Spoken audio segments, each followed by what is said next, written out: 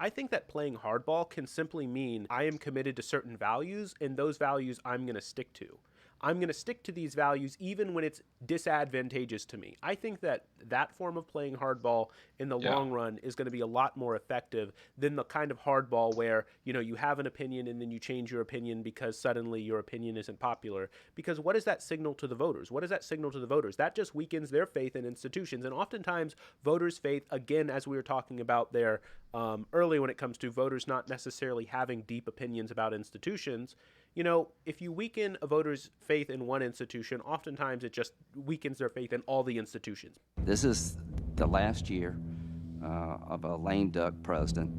And if Ted Cruz or Donald Trump get to be president, they've all asked us not to confirm or take up a selection by President Obama. So if a vacancy occurs in their last year of their first term, guess what? You will use their words against them. I want you to use my words against me. If there's a Republican president in 2016 and a vacancy occurs in the last year of the first term, you can say, Lindsey Graham said, let's let the next president, whoever it might be, make that nomination, and you could use my words against me, and you'd be absolutely right.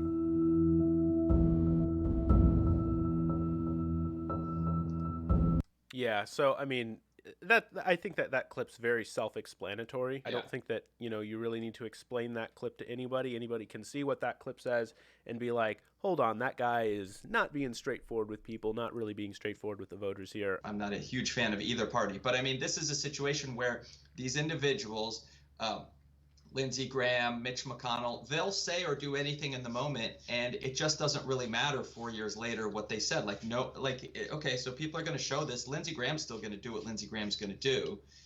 You know what I mean? Like, it's not, we'll use his words against him as he said to do, but I don't think that it's going to make any difference. It's this whole thing with interfering in elections that we see, right? Well, you've interfered in the election, and if you're successful, then you're not going to have to pay the consequences for it. And this whole plan that they're doing is working for the Republicans because I mean, let's face it, they're cheating. Mitch McConnell cheated by not following the Constitution, which says you're supposed to fill a seat for Obama, not just because you don't like the guy and you're not going to do it. You don't get to choose to not fill a vacancy. That was cheating. They set up the rules and said, "Oh, well, this is what's 4 years. We're not gonna do the same thing. We're not gonna look like hypocrites in 4 years." And that's exactly what's happening. But there's nothing on that side of the aisle that cares that they're lying. There's no reason not to lie because it works for them. Like, it works. What they're doing works, and they win. The Republicans win. Right. Well, I think they do that because that's their only option. I mean, if let's be honest, overall Democrats have the majority. Like in the popular vote, again, Right. Republicans haven't won a first-term presidential election in over 30 years by popular vote.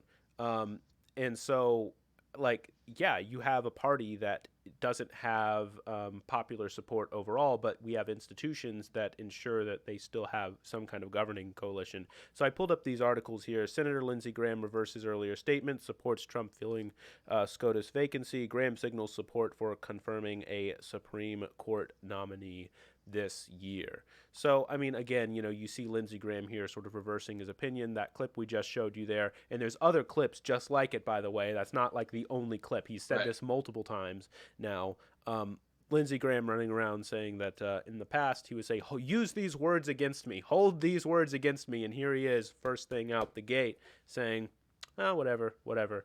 And I think that we need to also understand then, when journalists try to get someone on the record, like, can I get you on the record saying this? Clearly, in a sort of polarized society, journalists have less of a check on politicians, and politicians are held less so to their word because the reason why people are voting for you isn't always because they support you. It's oftentimes because they're so afraid, so much hate the other party that they're going to vote for you regardless, right? Yeah. If it was a question of you actually supporting someone and voting for someone you support, then yeah, turning around and lying probably would hurt you because then you'd be like, hold on, I don't support someone who lies.